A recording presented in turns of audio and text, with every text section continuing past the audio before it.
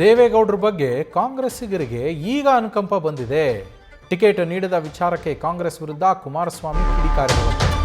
ರಾಜ್ಯಸಭೆ ಟಿಕೆಟ್ ವಿಚಾರವಾಗಿ ಏನು ಕಾಂಗ್ರೆಸ್ನವರು ಜೆಡಿಎಸ್ಗೆ ಅಪಮಾನ ಆಗಿದೆ, ದೇವೇಗೌಡರಿಗೆ ಅಪಮಾನ ಆಗಿದೆ ಅಂತ ಹೇಳಿ ಆರೋಪ ಮಾಡ್ತಾ ಇದ್ರು. ಅದಕ್ಕೆ ಅವರು ಟೀಕೆಯನ್ನು ಮಾಡ್ತಾ ಇದ್ರು. ಅದಕ್ಕೆ ಕೌಂಟರ್ನ ಕೊಟ್ಟಿದ್ದಾರೆ ಎಚ್ ಡಿ ಕುಮಾರಸ್ವಾಮಿ ಅವರು. ರಾಜ್ಯಸಭೆ ಟಿಕೆಟ್ಗೆ ದೇವೇಗೌಡರು ಅರ್ಜಿಯನ್ನೇ ಹಾಕಿಲ್ಲ. ಬಿಜೆಪಿ ಜೆಡಿಎಸ್ ಮೈತ್ರಿಯಲ್ಲಿ ಬಿರುಕು ತರೋದಕ್ಕೋಸ್ಕರ ಕಾಂಗ್ರೆಸ್ ಪ್ರಯತ್ನವನ್ನು ಮಾಡ್ತಾ ಇದೆ. ಮಾಜಿ ಪ್ರಧಾನಿ ದೇವೇಗೌಡರದ್ದು ಹೋರಾಟದ ಬದುಕು. ಅವರು ಅಧಿಕಾರಕ್ಕಾಗಿ ಇನ್ನೊಬ್ಬರ ಮನೆ ಬಾಗಿಲಿಗೆ ಹೋಗಿಯೇ ಇಲ್ಲ. ಸ್ವಾಭಿಮಾನಕ್ಕೆ ಧಕ್ಕೆಯಾದಾಗ ಪ್ರಧಾನಿ ಸ್ಥಾನವನ್ನೇ ಬಿಟ್ಟು ಬಂದಿದ್ದರು. ಟಿಕೆಟ್ ನೀಡದ ವಿಚಾರಕ್ಕೆ ಕಾಂಗ್ರೆಸ್ ವಿರುದ್ಧ ಕುಮಾರಸ್ವಾಮಿ ಕಿಡಿಕಾರಿದ್ದಾರೆ. ಈಗ ಕಾಂಗ್ರೆಸ್ನವ್ರಿಗೆ ಅನುಕಂಪ ಬಂದಿದೆ. ಈಗ ಬಂದಿದೆ ದೇವೇಗೌಡರ ಬಗ್ಗೆ ಯಾವ್ಯಾವ ಥರ ನಡೆಸ್ಕೊಂಡಿದ್ದಾರೆ. ಅವರ 70 ವರ್ಷದ ರಾಜಕೀಯ ಜೀವನದಲ್ಲಿ ದೇವೇಗೌಡರನ್ನ ಎಲ್ಲ ನಮಗೆ ಗೊತ್ತಿರ್ತಕ್ಕಂಥದ್ದು. ನಾನು ಅದರ ಬಗ್ಗೆ ಚರ್ಚೆ ಮಾಡಲಿಕ್ಕೆ ಹೋಗಲ್ಲ. ಇವತ್ತು ಅವರಿಗೆ ಅವರ ಉದ್ದೇಶ ದೇವೇಗೌಡರ ಬಗ್ಗೆ ಅನುಕಂಪ ತೋರಿಸಿರೋದು. ಇವತ್ತು ಯಾವೊಂದು BJP JDSನ ಮೈತ್ರಿ ಇದೆ, ಈ ಮೈತ್ರಿ ಅವರಿಗೆ ಎಲ್ಲ ಒಂದು ಕಡೆ ಅಳಕಿದೆ. ಮುಂದಿನ ಚುನಾವಣೆ ಏನಾಗುತ್ತೆ ಅಂತಕ್ಕಂಥದ್ದು ಗೊತ್ತಿದೆ ಅವರಿಗೆ. ಆ ಹಿನ್ನೆಲೆಯಲ್ಲಿ ಈ ಮೈತ್ರಿಯಲ್ಲಿ ಬಿರುಕು ತರಬೇಕು ಅನ್ನೋದು ಒಂದು ದೃಷ್ಟಿ ಇಟ್ಕೊಂಡಿದ್ದಾರೆ. ಈಗ ಅರ್ಜಿ ನಾವು ಹಾಕಿದ್ದೀವ, ದೇವೇಗೌಡರನ್ನ ಕೊಡಿ ಅಂತ ಕೇಳಿದ್ದಾರಾ?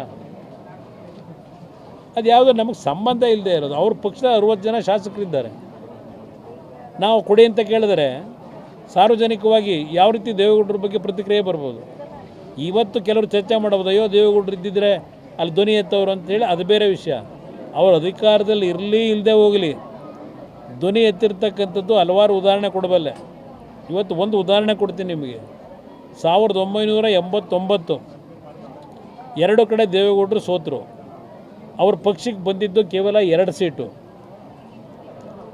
ಆ ಸಂದರ್ಭದಲ್ಲಿ ಅವತ್ತಿನ ಕಾಂಗ್ರೆಸ್ ಸರ್ಕಾರ ಇಲ್ಲಿ ತೆಗೆದುಕೊಂಡಂಥ ನಿರ್ಧಾರ, ನಮ್ಮ ಕಾವೇರಿ ಜಲನಯದ ನೀರನ್ನು ನಾವು ಉಪಯೋಗ ಮಾಡ್ತಕ್ಕಂಥದ್ರಲ್ಲಿ ತಮಿಳುನಾಡಿಗೂ ನಮಗೂ ಏನು ಘರ್ಷಣೆ ಇತ್ತು. 89ರಲ್ಲಿ ಅವತ್ತಿನ ನಮ್ಮ ರಾಜ್ಯ ಸರ್ಕಾರ ಉದ್ದಟತನ ಏನು ತೋರಿಸಿದ್ರು. ಪ್ರಥಮವಾಗಿ ಟ್ರಿಬ್ಯುನಲ್ ರಚನೆ ಆದಂಥದ್ದು ಅವರ ನಡವಳಿಕೆಯಿಂದ. ಆಗ ಹಲವಾರು ರೀತಿಯಲ್ಲಿ ತಮಿಳುನಾಡಿನಲ್ಲಿ ಏನು ಒಂದು ಅವ್ರಿಗೆ ಬೇಕಾದಂಥ ರೀತಿಯಲ್ಲಿ ಒಂದು ನೀರನ್ನು ಬಳಕೆ ಮಾಡ್ಕೊಳ್ಳಿಕ್ಕೆ ಹೊರಟರು. ನಿಮಗೆ ಒಂದು ನೆನಪಿಸ್ತೀನಿ, ಇವತ್ತು 2 ಕಡೆ ಸೋತಂಥ ದೇವೇಗೌಡರು ಮತ್ತು 2 ಸೀಟ್ ಗೆದ್ದಂಥ ಪಕ್ಷ.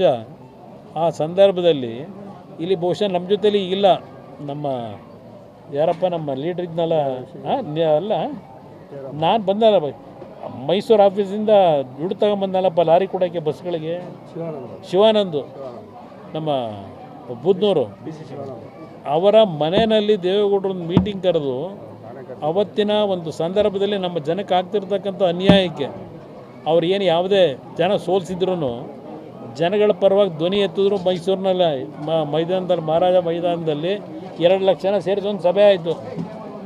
ಅದು ದೇವೇಗೌಡರ ಬಂದಂಥ ಬದುಕು. ಅವರು ಅಧಿಕಾರಕ್ಕೋಸ್ಕರವಾಗಿ ಇನ್ನೊಬ್ಬರ ಮನೆ ಮುಂದೆ ಹೋದವರಲ್ಲ. ಪ್ರಧಾನಮಂತ್ರಿ ಅಂತ ಸ್ಥಾನನೇ 5 ವರ್ಷ ಉಳಿಸ್ಕೊಳ್ಳೋಕೆ ಅವಕಾಶ ಇದ್ದಿದ್ದನ್ನು ಸ್ವಾಭಿಮಾನಕ್ಕೆ ಧಕ್ಕೆ ಆದರೆ 1 ನಿಮಿಷ ಇಲ್ಲಿರಲ್ಲ ಅಂತ ಬಂದಂಥವ್ರು. ಈಗ ರಾಜ್ಯಸಭಾ ಸೀಟಿಂದ ಅವ್ರ ಶಕ್ತಿ ಅವರು ಹೋರಾಟ ಮಾಡಬೇಕಾ?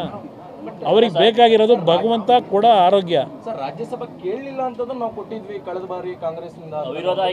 ಯಾರು ಕೊಟ್ಟಿದ್ರು? ಎಲ್ಲಿ ಕೊಟ್ಟಿದ್ರು? 1 ನಿಮಿಷ.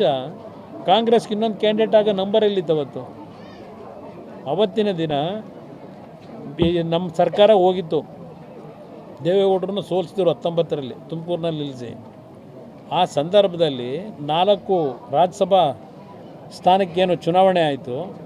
ಅವತ್ತು BJPನಲ್ಲೂ ಇನ್ನೊಂದು ಅಭ್ಯರ್ಥಿಗೆ ನಂಬರ್ ಇರಲಿಲ್ಲ, ಕಾಂಗ್ರೆಸ್ನಲ್ಲೂ ನಂಬರ್ ಇರಲಿಲ್ಲ.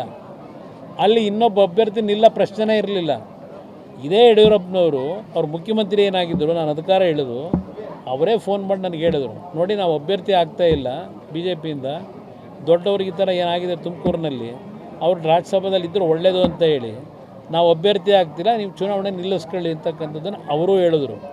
ದೇವೇಗೌಡರಾಗ ಒಪ್ಪಿರಲಿಲ್ಲ. ನಾನೇ ದೇವೇಗೌಡರಿಗೆ ಬಲವಂತವಾಗಿ ನೀವಲ್ಲಿ ಇರಬೇಕು ಅಂತ ಹೇಳಿ ಅವತ್ತಿನ ಪರಿಸ್ಥಿತಿನಲ್ಲಿ ಅವ್ರಿಗೇನು ಅವಕಾಶ ಇತ್ತು, ಆ ಅವಕಾಶ ಅವತ್ತು ಬಂದಿದೆಯೇ ಹೊರತು ಇವರು ಬೆಂಬಲ ಕೊಟ್ಟು ಬಂದಂಥದ್ದಲ್ಲ. ಅದು ಈಗ ಒಕ್ಕಲಿಗರಿಗೆ ಅನ್ಯಾಯ ಆಗೋಯ್ತು ಅನ್ನುವಂಥದ್ದು ಮಾತಾಡ್ತಾ ಇದ್ದಾರೆ. ಯಾವ ಥರ? ಅಯ್ಯೋ ರಾಮ, ಈಗ ಒಕ್ಕಲಿಗರು ಮುಖ್ಯಮಂತ್ರಿನ ಇದ್ದಾಗ ರಾಜ್ಯಸಭಾ ತಗೊಂಡು ಏನು ಮಾಡ್ತೀರಿ? ಪಾಪ ಒಕ್ಕಲಿಗರು ಮುಖ್ಯಮಂತ್ರಿನೇ ಇದ್ದಾರೆ, ಎಲ್ಲಿಂದ ನ್ಯಾಯ ಆಯ್ತದೆ? ಪಾಪ ಅವ್ರು ಉಳ್ಸೋಕ್ಕೆ ಅಲ್ವ ಮಾಡಿರೋದೀಗ. ನಾನು ಏನು ಸಲಹೆ ಕೊಡಲಿ? ಈಗ ಅವರೇ ತುಮಕೂರಿನಲ್ಲಿ ಭಾಷಣ ಮಾಡಿದ್ರು, ಕುಮಾರಸ್ವಾಮಿ 2 ಬಾರಿ ಮುಖ್ಯಮಂತ್ರಿಯಾಗಿ ಏನು ಕಿತ್ತಾಕಿದ್ದಾರೆ ಅಂತ. ಇಂಥದ್ದು ಅದೇನೋ ಪದ ಬಳಸಿದರು, ಏನು ಅರ್ಧವ್ರೆ ಅಂತ. 2 ಬಾರಿ ಮುಖ್ಯಮಂತ್ರಿಯಾಗಿ ಅರ್ದಿರೋದು ಏನು ಅಂತ ಅಂದರು. ಯಾಕೆಂದರೆ ಎಲ್ಲದಕ್ಕೂ ಸಾಕ್ಷಿ ಗುಡ್ಡೆ ಕೇಳ್ತಾರೆ. ಈಗ ಸಾಕ್ಷಿ ಗುಡ್ಡೆ ನಿರ್ಮಾಣ ಮಾಡ್ತಾರಂತೀಗ. ನಾನು ಸಲಹೆ ಕೊಡೋದೇನೈತೆ ನ್ಯೂಸ್ ಫಸ್ಟ್ ನಿರ್ಭೀತಿಯಿಂದ ನಿಮ್ಮ ಪರವಾಗಿ.